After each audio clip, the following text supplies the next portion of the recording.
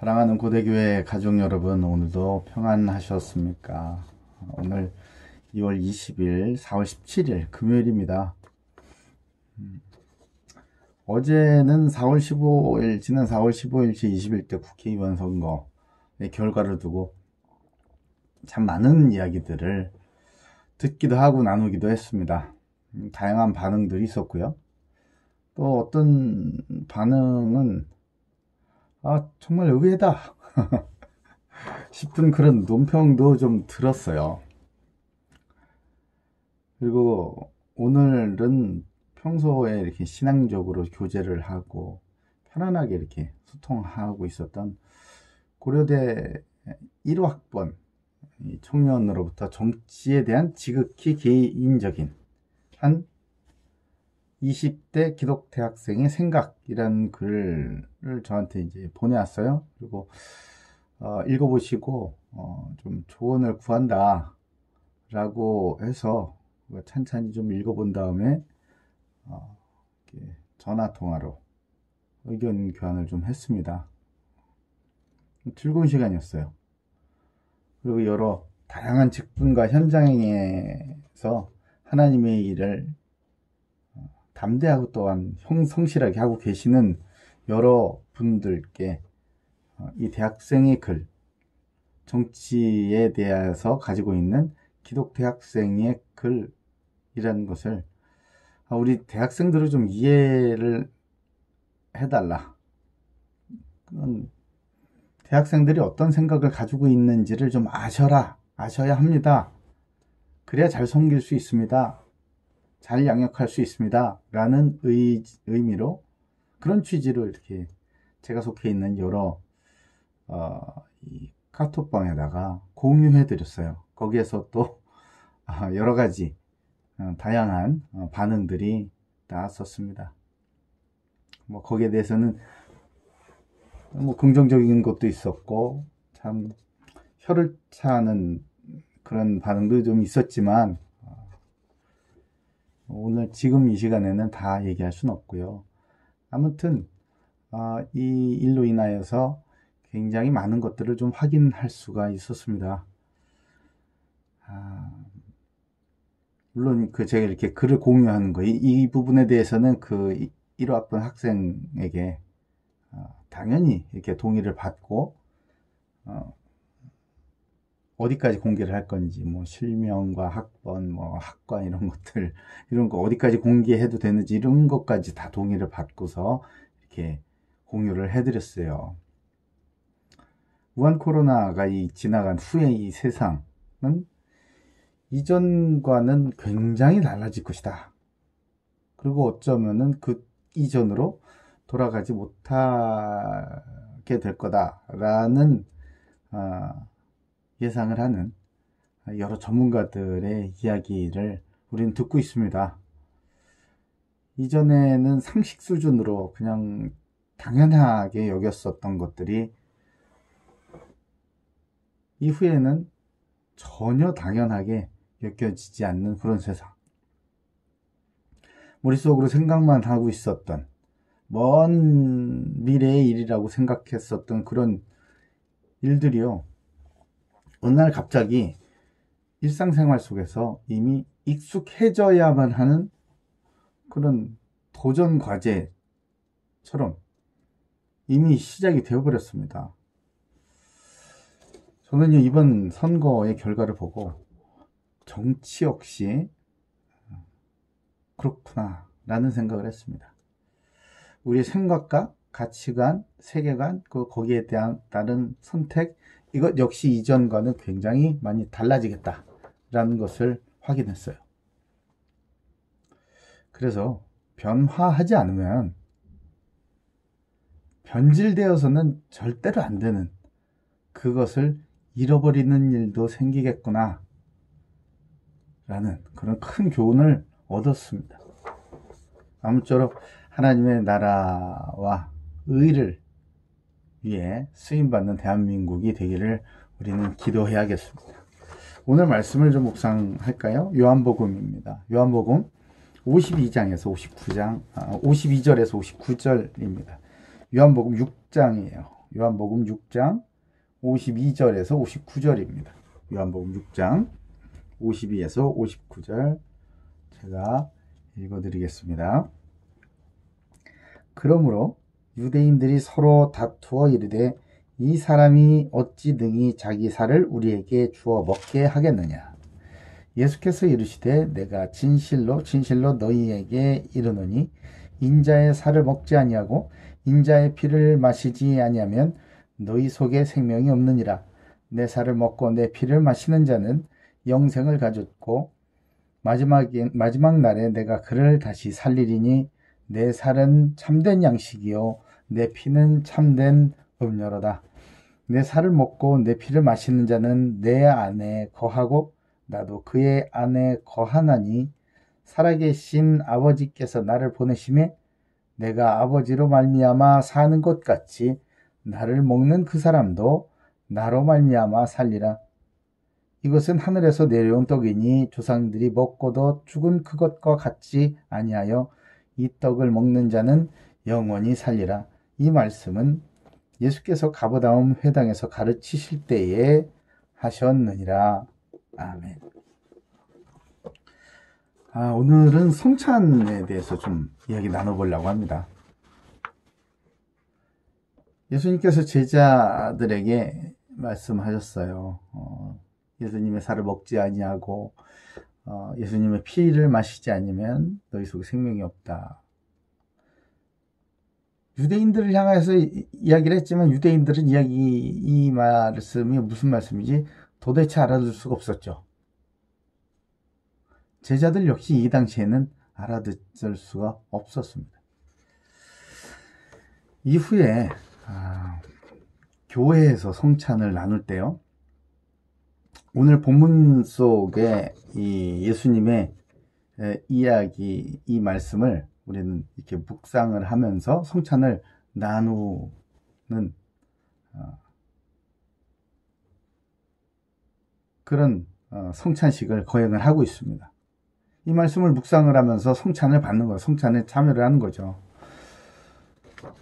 그래서 초기 기독교는요, 이 말씀에 나오는 이 말씀의 이 영적인 의미, 영적인 진리를 깨닫지 못하기 때문에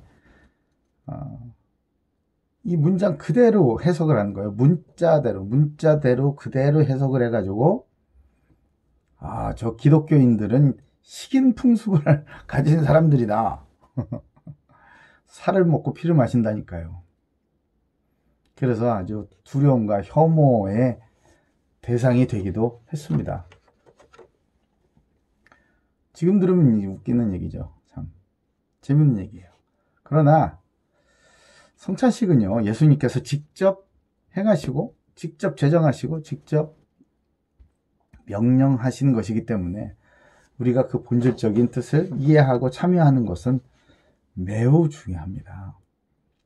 지금처럼 굉장한 변화를 겪고 있는 이때에 우리가 반드시 지켜야 할 몇 가지의 것들이 있겠죠. 그 본질이 변해서는 안 되는, 어떤 형태 말고요, 본질이 변해서는 안 되는 것들이 있죠. 그 중에 하나가 이 성찬식입니다. 성찬에 대한 몇 가지 신학적 견해들이 있어요. 오늘은 아주 간단하게 이 부분에 대해서 좀 설명을 드리려고 합니다.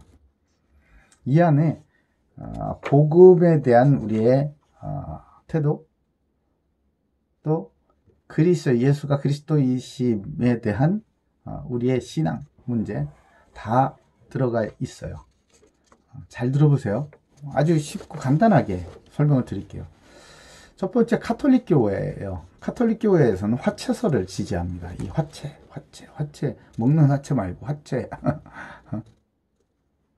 말 그대로 물질이 몸으로 실제로 변한다는 거예요. 그러니까 물질이 빵과 포도주가 실제 예수님의 살과 피로 변화가 된다는 거예요. 자, 이것 때문에 이 카톨릭 교회, 천주교에서는 그게 아니다라고 이렇게 문자적으로 얘기하면 좀 징그럽고 참 비과학적인 것처럼 이렇게 얘기를 하지만 실제 이것을 믿었고요. 또 사제가 성찬을 제정을 할 때, 그렇기 때문에 성찬을 이렇게 제정을 할 때 빵과 포도주가 예수님의 몸과 피로 실제로 변한다라는 믿음을 가지고 있었습니다. 지금도 그렇고요. 그래서 성찬에 참여할 때마다 내 몸, 실제 몸과 내 몸과 삶이 이게 성화된다는 거예요. 성찬에, 성례전에 참여하는 것. 그래서 이 성찬에 참여하는 것이 굉장히 중요한 거예요. 그리고 이 사제에 의해서 제정된 이 빵과 포도주는 실제 예수님의 이 살과 피로 변화되기 때문에 굉장히 신성시 되는 것입니다. 어떻게 생각하세요? 두 번째 견해는 종교개혁가의 마틴 루터의 공제설이에요. 성찬식 안에서 신자의 믿음에 의해서 이 음식이 떡과 빵과 포도주죠. 음식 안에 예수님의 육체와 피가 나타난다라고 주장을 한 거예요. 비슷한 것 같죠? 비슷한 것 같아요. 그런데 여기에서 더 중요하게 여기는 것은 그 참여하는 행위 자체, 예식에 참여하는 그 행위 자체보다는 신자의 믿음에 의하여 이렇게 같이 빵으로서 물질로서의 빵이 있고 또 예수님의 혈과 육이 함께 존재를 한다. 그래서 공제설 이렇게 얘기를 하는 겁니다. 어떠세요? 믿음으로. 다음은 종교개혁가였었던 찌빙글리가 주장했었던 건데 기념설이에요. 그럼 말 그대로 기념이라는 거죠. 빵과 포도주 안에 예수님의 피와 살이 무슨 생성이 되겠냐. 예수님의 살과 피로 변화가 되는 게 아니다. 그냥 예수님을 기념하고 기억하는 하나의 수단일 뿐이라는 거예요. 은혜의 수단. 그것으로 보는 것입니다. 그래서 성례전 자체를 굉장히 가볍게 여기죠. 기념 행위에 불과한 거니까. 마지막으로 종교개혁가인 켈빈의 주장이에요. 영적 임재설입니다. 영적 임재설은요, 성령의 역할을 아주 강조하는 거예요. 성령께서 예수 그리스도는 하늘에 계시지만 하나님 보좌 우편에 앉아 계시죠. 그렇죠? 그리고 지금도 다스리시죠. 누굴 통해? 성령을 통해. 그렇죠? 성령을 통하여 영적으로 실체화된다라는 그런 입장이 영적 임재설입니다. 그리고 우리가 빵도 받고 포도주를 받을 때 그때 이것이 실제로 물리적, 화학적인 변화를 일으키는 것이 아니고 거기에 성령이 임재하여서 하나님께서 거기에 성령으로 그리스도께서 임재하시는 거다. 이렇게 설명하는 거죠. 그 물질 안에 그리스도가 실제합니까? 이제 우상되는 거지. 실제하겠어요? 성령에 의해서 상징물인 그리스도의 본체와 연결이 된다라는 거죠. 그리고 신자들은 이를 먹음으로써 그리스도와 결합이 되는 것을 이야기합니다. 따라서 성령의 임재 없이는요, 올바른 성찬이 이루어지지 않고 참여자는 그런 영적 실제를 경험해야 한다 라고 주장을 합니다. 그렇기 때문에 이 칼빈에게 있어서 이 성찬에 참여하는 이 성찬의 목적은요, 하나님을 찬양하고 하나님의 영광을 드러내는 것이 이 성찬의 목적인 겁니다. 사랑하는 고대교회 가족 여러분 생각은 어떠세요? 여러분은 어떤 마음과 중심으로, 어떤 믿음으로 여태까지 성찬에 참여해 오셨습니까? 성찬식은요, 예수님의 살과 피로 우리의 죄와 허물을 다 씻으시고 사하시고 성령으로 그리스도와 한 몸을 이루었음을 확인하는 것이고요.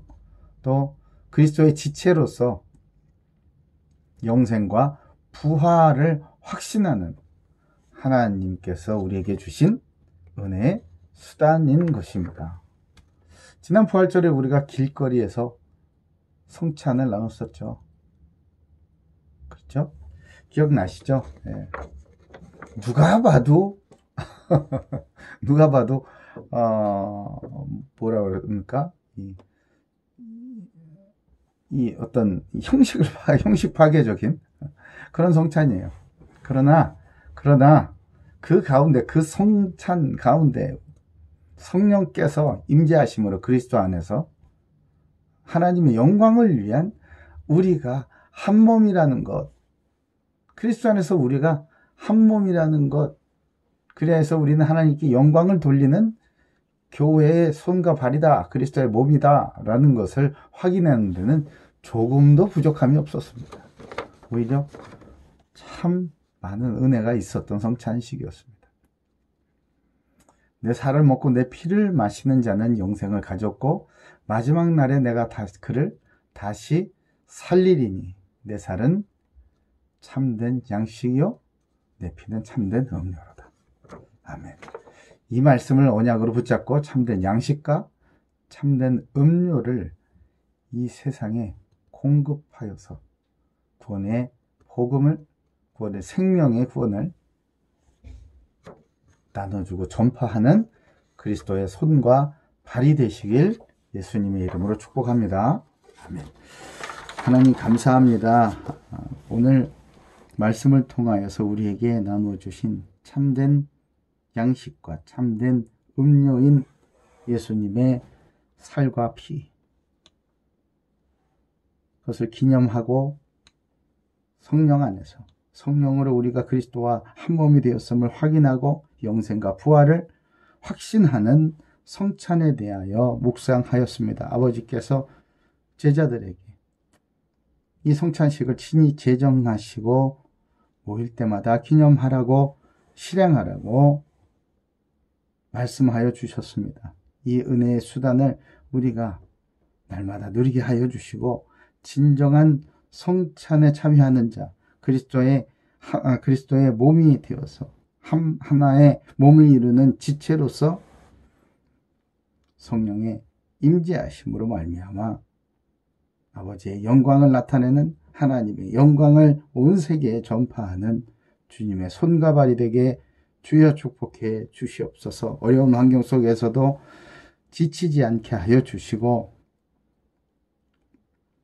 주께서 우리에게 기쁨으로 떼어주시는 참된 양식과 참된 음료로 말미암아 줄이지 않게 하시고 마르지 않게 하여 주셔서 하는 공부와 앞으로 계획하는 모든 일들 주님의 영광을 나타내는 놀라운 축복과 풍성으로 주여 인도해 주시옵소서. 감사드리오며 살아계신 예수 그리스도 이름으로 기도 올리옵나이다. 아멘. 우리 주일에 만납시다.